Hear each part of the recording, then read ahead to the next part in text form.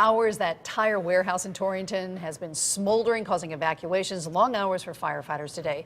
Here's a map of where it is right there on Main Street in a pretty busy area. Tonight, Bob Wilson is on the scene. Bob? 14 hours later, and it is still smoldering. Take a look right now.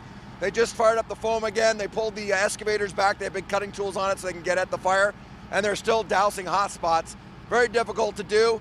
And just outside that reach of the foam is a row of homes that the fire department was able to save. And literally they backed right onto the warehouse. For more on how they did it, now the Torrington Fire Department, that was, when you pulled up, first off, describe what you saw. We pulled up with 11 guys. I had fire and heavy fire coming out of the main body of the building.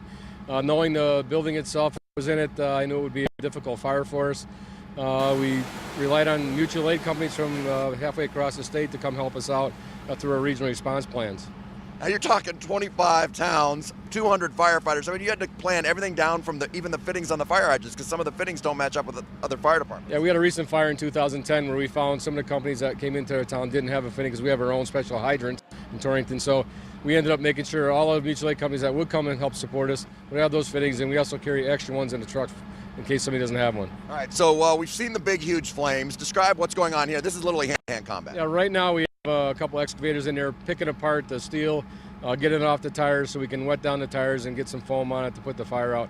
It's pretty much out, but we just a few hot spots. We'll be here all night making sure that it doesn't start up again. Well, we thank you very much for taking time to update us on this fire, and we wish you well staying throughout the night. Biggest problem, too, will be in the morning.